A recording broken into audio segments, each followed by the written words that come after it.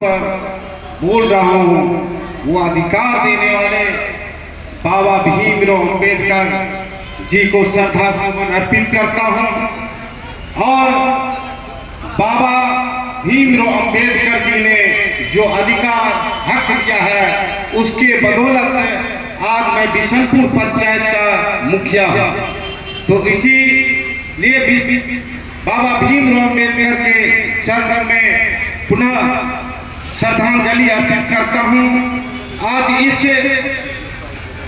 मंच पे आसीन मनोज पासवान, पूर्व मुखिया मुरादपुर, जवाहर प्रसाद यादव शिक्षक नेता शोर बाजार, अजय आजाद अधिवक्ता जी, उमेश राम साहित्यकार सेवा शिक्षक जी, श्याम कुमार मंटी जी, अमर जी, टुनटुन शर्मा जी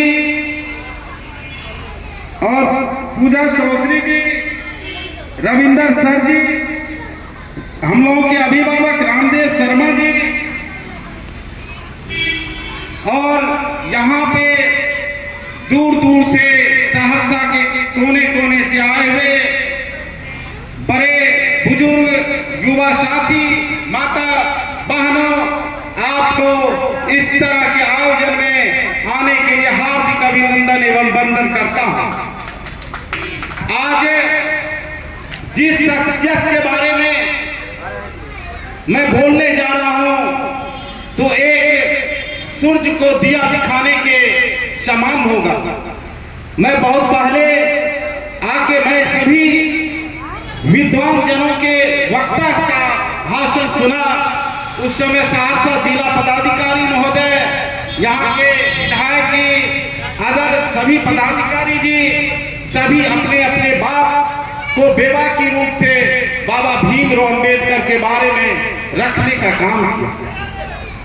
लगभग मुरादपुर के पूर्व मुखिया जी मनोज पासवान ने जिस खरों के साथ अपने समाज, अपने यहाँ आए हुए अपनों को अपने उद्गार भाषण से एक जोश भरने का काम किया, उनको भी मैं धन्यवाद देता हूँ।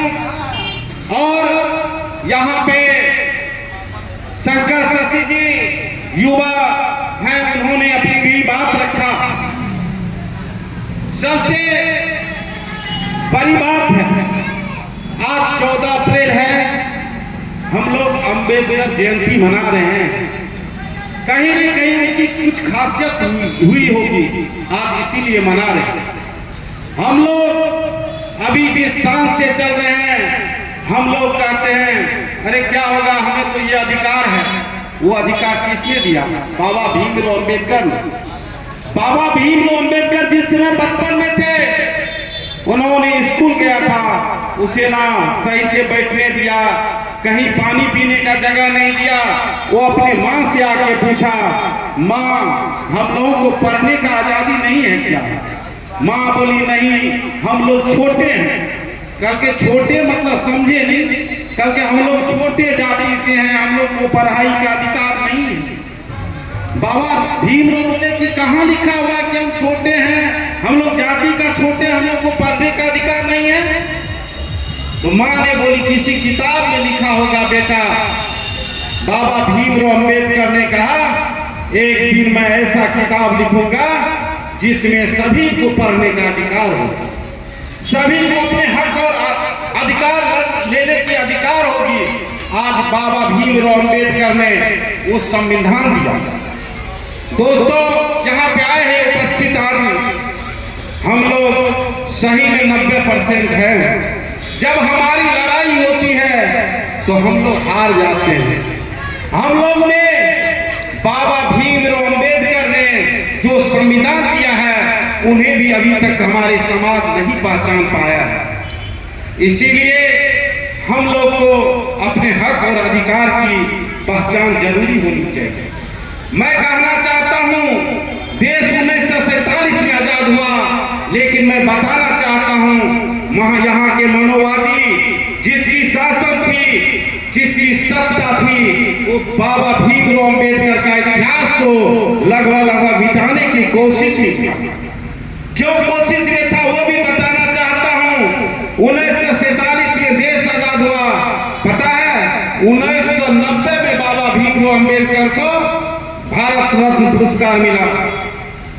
30-40 साल के बाद बाबा भीमराव अंबेडकर की लिखी हुई किताब का छपाई हुआ और बाबा भीमराव अंबेडकर सिर्फ संविधान लिखने का काम नहीं किए, हमारे 90% जो अछूते हम लोगों को अछूत माना जाता था, हम लोगों की आप याद कीजिए जब पूर्वज निकलता था, हमारे पुरखे निकलते थे तो हम लोगों के गला में जो है थैला बांधा हुआ था, पीछे में एक झाड़ू बांधा हुआ रहता था, हम लोग का पसीना भी गिरे उस घेला में, थूक भी फेंके तो इस धरती माता पे नहीं उस घेला में। और हम लोगों को नीचे यदि जानवर मछली एक तालाब में पानी आजादी के साथ पी सकता था, हम लोगों के पुरखों को उस तालाब में भी पानी का पीने का आजादी नहीं था। हम लोग ये भी देखे हैं, हम लोग अपने जिंदगी में गांव में पहले कुआं होता था, हम लोग बचपन थे, हर एक समाज में वो कहीं कोई अपना गाय चराने के लिए कोई काम से आता था तो उसको पता है बाल्टी से कोई सामान ऐसे देता था और चुल्लू में लेकर वो पानी पीता था। ये तो हम लोग थोड़ा सा देखे। उस समय याद कीजिए जिस समय बाबा भीमराव अंबेडकर ने वो सोचे, इसकी सोच आज पता है। बाबा भीमराव अंबेडकर 34 डिग्री लिए हुए थे, 4 बार पीएचडी किए हुए थे, डॉक्टरेट डिग्री थी। और डॉक्टर 2 तरह की होती है, एक डॉक्टर होता है जब हमें सर्दी खांसी बुखार अन्य तरह की बीमारी होती है तो एमबीबीएस डॉक्टर के पास जाते हैं, लेकिन बाबा भीमराव अंबेडकर वो डॉक्टर थे, वो डॉक्टर रहे। हमारे समाज में जितनी कुरीतियां हैं, हमारे समाज को जो हक और अधिकार नहीं मिला, उन्होंने समाज को जागरूक करने का काम किया। वो ये सामाजिक डॉक्टर थे, उन्हें 4 पीएचडी डिग्री किया था। और आज एक पीएचडी डिग्री पर तो आदमी सोचता मुझे कितना अच्छा नौकरी मिले, लेकिन उन्होंने नौकरी भी कर सकते थे, उसे क्या था अपना अच्छा से जिंदगी जी सकते थे, लेकिन अपने समाज के लिए उन्होंने संघर्ष करना जारी किया।